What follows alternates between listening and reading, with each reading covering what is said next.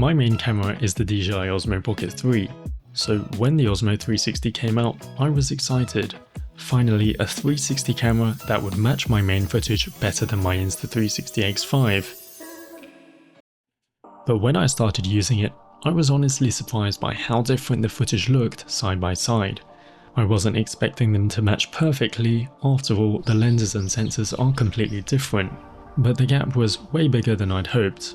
Of course, the field of view is fundamentally different, but even beyond that, the overall look and feel between the two cameras were just inconsistent. And when I shot the same scenes with the Osmo Pocket 3, Osmo 360 and Insta360 X5, it was anyone's guess which footage came from the X5 and which came from the Osmo 360. In this example, for instance, the colours in the middle clip look more similar to the Pocket 3 than the one on the right, but surprisingly, that middle clip is actually from the X5.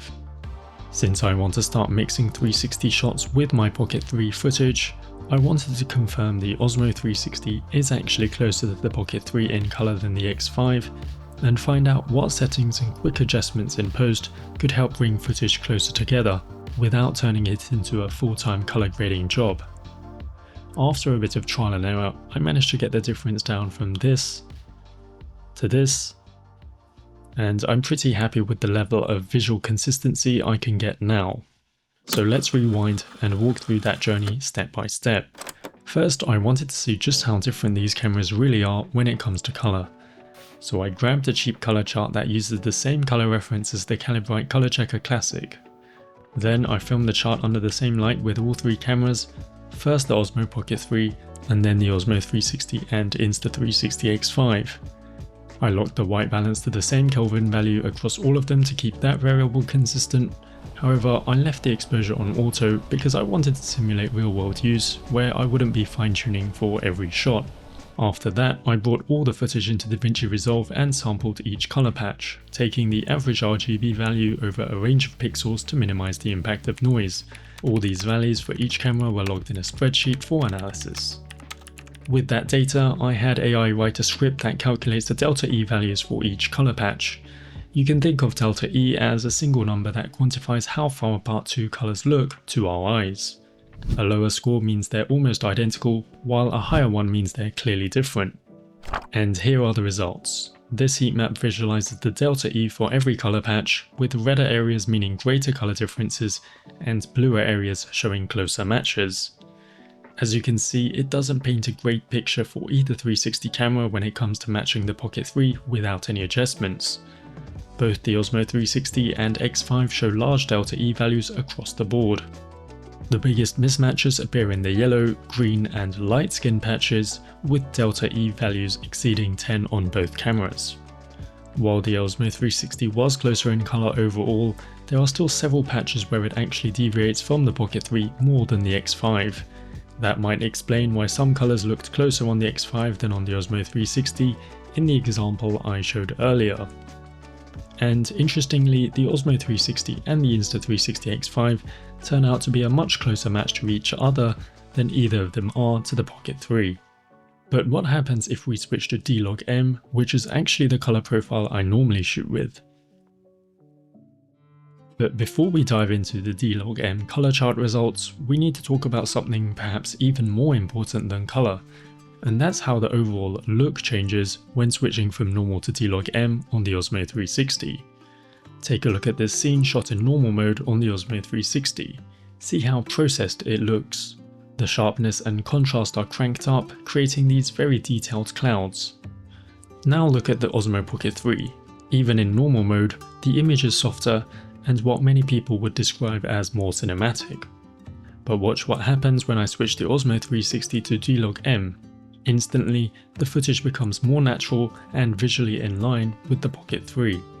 So here's a big takeaway from this video: even if you never plan to color grade, you should still shoot in D-Log-M on the Osmo 360 and chuck on the official LUT. It will give you a much closer overall aesthetic to your Pocket 3 footage than the normal profile ever will. So back to the color chart, let's repeat the same test as before, only this time with both the Pocket 3 and the Osmo 360 shooting in D-Log-M. Here's the delta E heat map from those unaltered D-Log-M clips, and unfortunately the initial results are pretty disappointing. the average delta E is actually worse than what we got when comparing the normal color profiles. But I had a hunch because I've noticed the Osmo 360 tends to underexpose even more in D-Log M, which can make the colors look overly deep and saturated once the LUT is applied.